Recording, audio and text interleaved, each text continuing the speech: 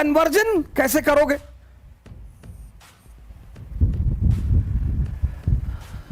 और ये जिसके पास है, तुम तैयारी कर रहे हो आईएएस की, और पीठ पीछे लोग तुम्हारी बुराइयां करते जा रहे हैं और तुम क्रोध में आते जा रहे हो। तुमको पता चला यार बड़े वाले मामा कह रहे थे कि कलेक्टर बने गए, देख लेंगे, तुम उबल गए। तुम्हारे क्लास में लड़की पढ़ रही है, वो कह रही है तुम क्लर्क नहीं बनोगे, आईएएस तो बहुत दूर की बात है, तुम उबल गए। तो जब घड़ी घड़ी उबल जाओगे, उबलते हुए पानी में कभी फोटो नहीं दिखाई पड़ती। तो जब घड़ी घड़ी उबलोगे तो जो पढ़ोगे वो सेव होगा ही नहीं।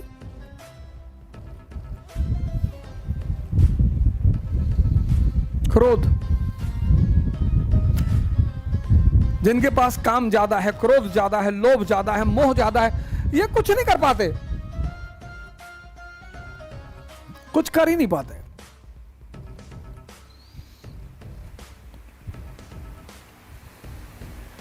कुछ कर ही नहीं पाता। और ये जिंदगी भर कारण, और कारण इन्हें ढूंढना नहीं है, मेहनत इन्हें करना नहीं है। तो ये गुरु क्या करेगा? तुम्हें दीक्षा देगा, और दीक्षा देके तुम्हें कहेगा कि भैया, हां, आपने बोला हां, बोले भैया ध्यान करो।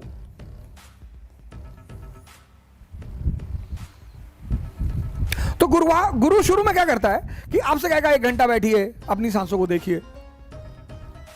नर्सरी में आओगे ना, तुम शुरू में 12th में कूद जाना चाहते हो। हर चीज का नर्सरी है, बिगिनिंग, फिर क्लास 12th है, फिर ग्रेजुएशन है, फिर पोस्ट ग्रेजुएशन है, फिर पीएचडी है। कुछ लोग ध्यान शुरू करते हैं, कहते हैं अरे यार कुछ दिखाई नहीं पड़ रहा। 20 साल से तुम्हारा मन तुम पर शासन किया है, एक दिन में देख लोगे। ध्यान करना नहीं है, ध्यान देना है।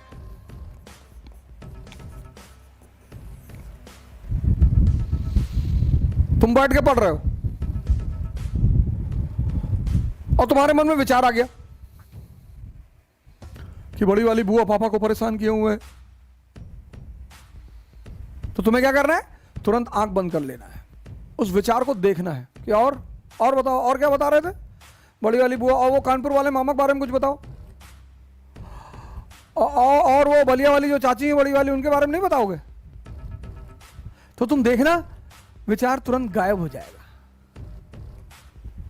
जब तुम दबाते हो किसी चीज को तब वो बढ़ती है, जब तुम देखते हो तो वो घटती है। अब यार 24 घंटा बैठ के तो ध्यान तो कर नहीं पाओगे, फिर पढ़ोगे कब? फिर आंसर राइटिंग कब करोगे? फिर नौकरी कब करोगे? तो जहां बैठे हो बस 1 मिनट, इसको मैं बोलता हूं 1 मिनट फॉर्मूला।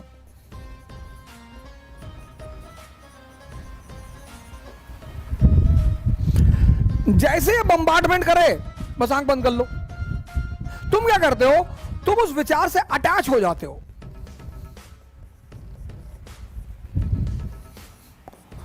तुम उस विचार से अटैच हो जाते हो। अब तुम्हारा उन्हें विचार आया कि आईएएस नहीं बने तो यार भीख मांगेंगे, तुम उससे अटैच हो गए, बस वो चेन रिएक्शन बनना शुरू है। जैसे ही तुम विचार से अटैच होगे वैसे क्या होगा? चेन रिएक्शन बनेगी और तुम्हारी सारी पढ़ाई मिट्टी में मिल जाएगी, खत्म, तुम पढ़ ही नहीं पाओगे। तो जैसे ही विचार उठे तुम्हें आंख बंद कर लेनी है। अब गाड़ी चलाते वक्त मत बंद कर लेना, पता गाड़ी चला रहे कोई विचार आ गया, आंख बंद कर लिए, सब चला गया। जब तुम स्टैटिक हो, बैठे हुए हो कहीं, विचार आया, तुम उसे देख लो, बस देख लो और मजा लो। तुरंत आंख बंद करो, तुरंत।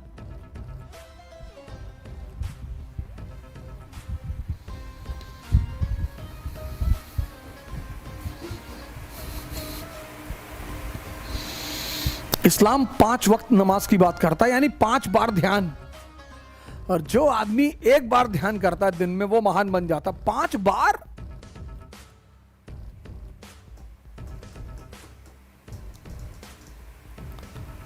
तो जब तुम ध्यान करोगे तो क्या होगा?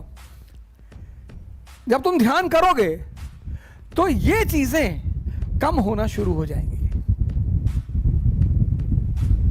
जब ये चीजें कम होना शुरू हो जाएंगी, ये बढ़ने लगेंगी, तुम्हें क्रोध ही नहीं आएगा।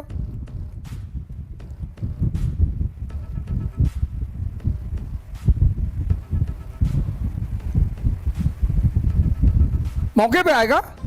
ध्यानी मौके पे क्रोध करता है, मौके पे।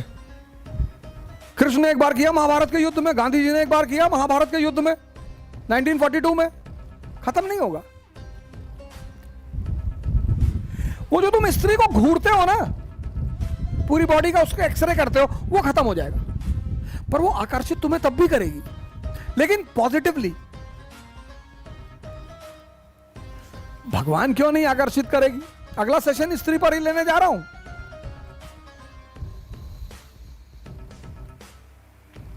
और जब ये चीजें बढ़ने लगेंगी, डिस्ट्रैक्शन खत्म हो जाएगा। डिस्ट्रैक्शन खत्म हो जाएगा, अचीवमेंट शुरू हो जाएगी।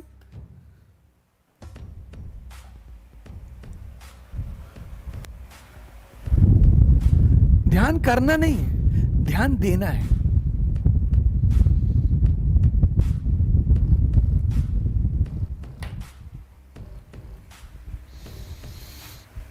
हसन बसरी के पास बगदाद का खलीफा पहुंचा। उसने कहा मुझे ज्ञान लेना है यार, मेरे पास सब कुछ है दुनिया का, मैं तब भी रोता रहता हूं, और तुम्हारे पास कुछ भी नहीं है, तुम नाचते रहते हो, मुझे यह कला सीखनी है।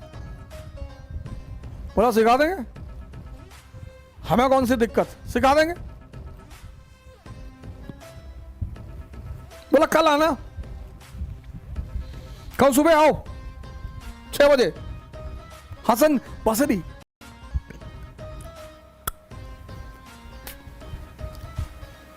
खलीफा आया दूसरे दिन सुबह। तो बसरी ने कहा देखो एक शर्त है, पहली शर्त कि जो भी मैं तुमसे कहूंगा वो तुम करोगे, क्रॉस क्वेश्चन नहीं करोगे, और अगर तुम समझ गए तो तुम मेरी वाली अवस्था में आ जाओगे। और उसने कहा ठीक है बताओ क्या करना है। तो खलीफा को ले गया एक कुएं पे, वहां एक बाल्टी रखी थी, बाल्टी का नीचे जो था बेस वो था ही नहीं।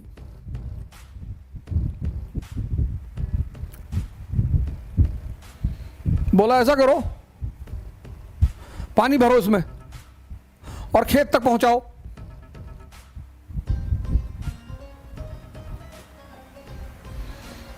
बसरी ने खलीफा से कहा कि ये जो बाल्टी है इसमें पानी भरो और खेत तक पहुंचाओ, नहर में डालो और खेत तक पानी पहुंचे।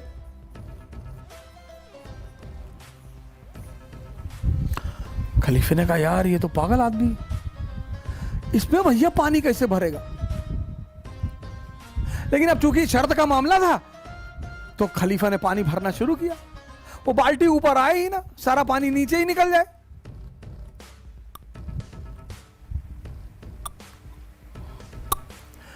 तो आधा घंटे बाद खलीफा का धैर्य टूट गया। उसने कहा भैया माफ करो भैया, हमसे ना, ये सब ये बाल्टी भरेगी नहीं, पागलपन वाली बात कर रहे हो। बोले बेटा यही तो कह रहा हूं, तुम्हारा मन जो है इस बिन पेंदी के बाल्टी की तरह है, किसी एक स्त्री पर यह नहीं रुकता, किसी एक पुरुष पर यह नहीं रुकता।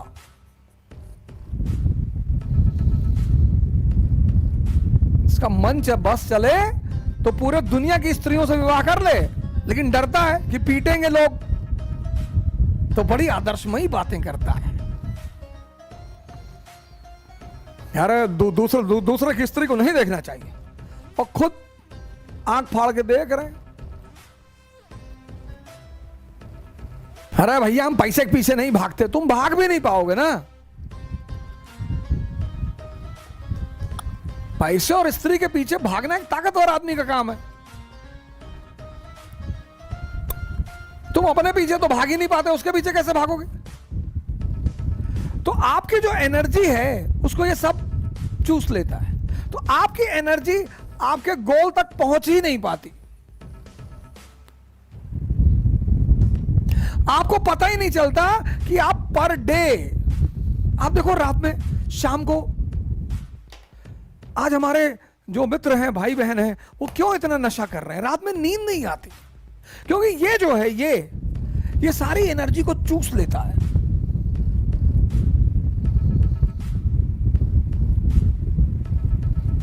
सारी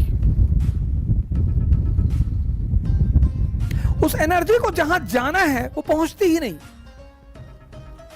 तो जब एनर्जी अपने गोल तक नहीं पहुंचती तो अचीवमेंट कुछ होगा ही नहीं।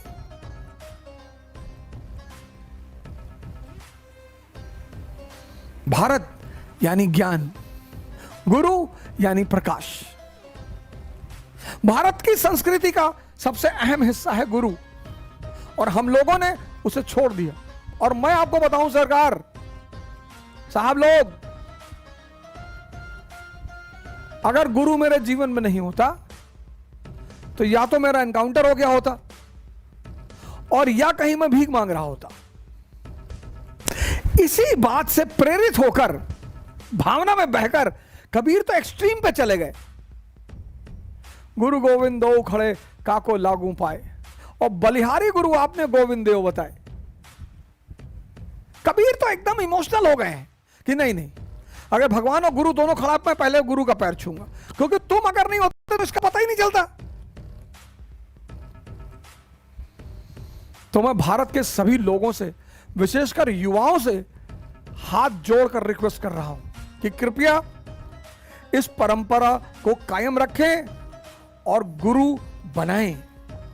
बड़े सारे लोग हैं सर, और हमको तो बिल्कुल गुरु ना कहें।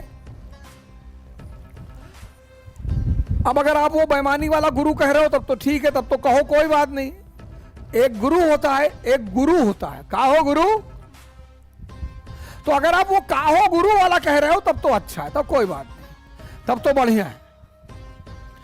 लेकिन अगर आप रोशनी वाला गुरु कह रहे हो तो आप मत कहो, प्लीज चढ़ाओ मत भैया, हाथ जोड़ के हमको औकात में रहने दो भैया। हम एक पोस्टमास्टर के बेटे थे, हैं, और बड़ी मुश्किल से थोड़ी सी जगह मैंने अपनी बनाई है, तो हमको भैया जमीन पे रहने दो भैया, हमारा दिमाग मत खराब करो। इस देश की बड़ी आदत है, किसी को चढ़ा देगा फिर उतार देगा।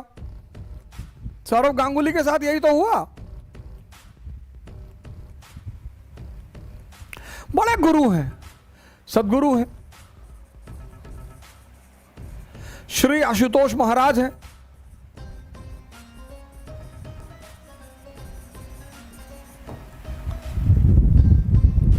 मां निर्मला देवी हैं, अब तो समाधि में है। और प्लीज एक बात और,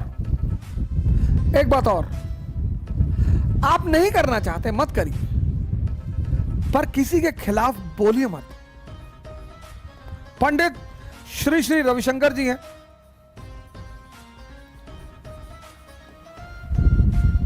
आदि एटसेट्रा, किसी को भी पकड़िए सर, अंधकार से बाहर निकलिए सर, रोशनी की तरफ बढ़िए, और या तो अशोक की तरह चमकिए